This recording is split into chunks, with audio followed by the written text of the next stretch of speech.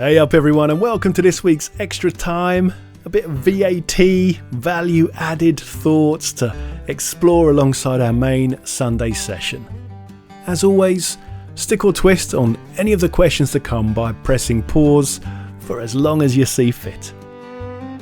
Well, we got stuck into prayer this week, this form of communication between us and God which helps shape the way we relate both to God and to the world around us. I shared at the top some of my own struggles with prayer, not least the fact that I seem to get all too easily distracted when I try to pray in any formal, focused kind of way.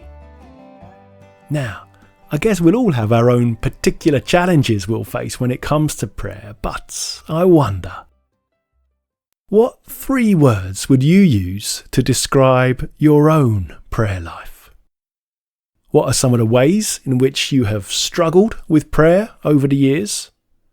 And if someone came to you with the struggles you've mentioned, what advice would you give them?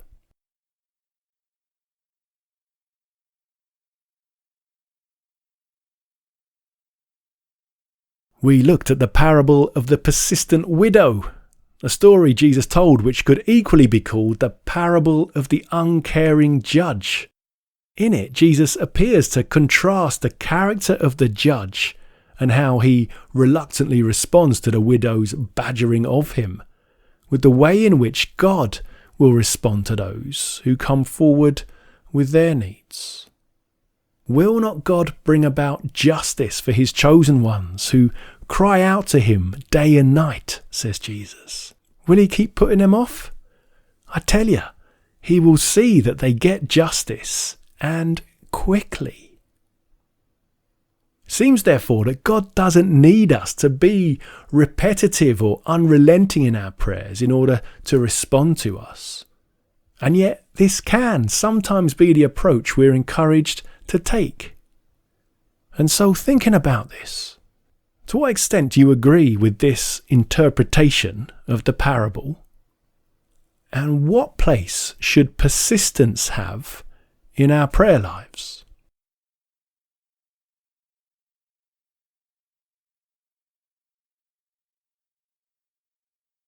Now, in thinking through some of the implications of all of this, we explored the fact that in our prayers we often seem to be asking God to do things, to love, to protect, and so on. And yet I suggested that such a request implies we're concerned that God may not already be working as fully in this way as we would like. And yet, just as I don't need to ask my wife to love our 2 children because I know she'll be doing that to the best of her ability anyway, so it seems strange to ask God to be loving or kind or compassionate when that will already be happening too. Instead, I suggested that gratitude for what God is already doing may be a better place to start in our prayers. And so in light of this, a couple of questions.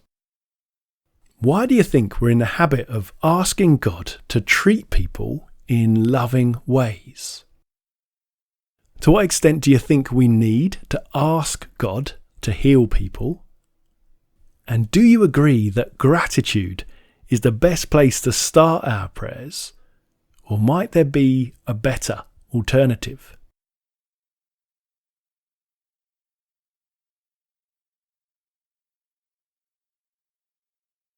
Now, we moved on from starting prayers with gratitude to the importance of sharing our feelings in honest ways with God.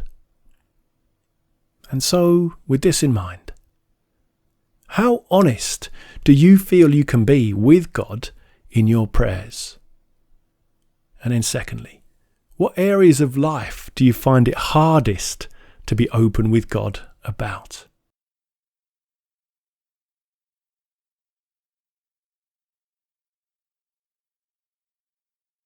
And then finally, we looked at how, following on from gratitude and honesty, A response from us is often the way God seems best able to answer our prayers.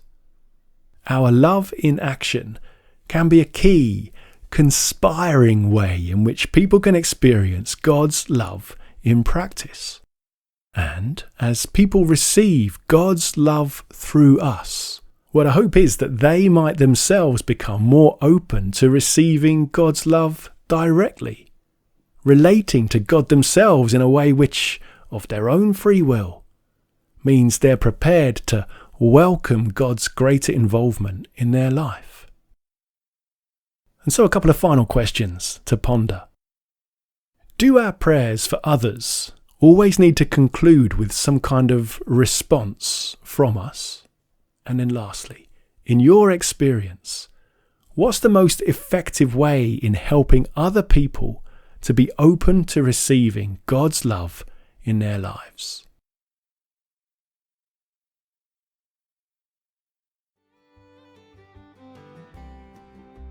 All right, plenty to chew on there today. So thanks very much for all your perseverance through this. We'll be back next week with another session. So until then, take care and let's get together again soon. All right, bye for now.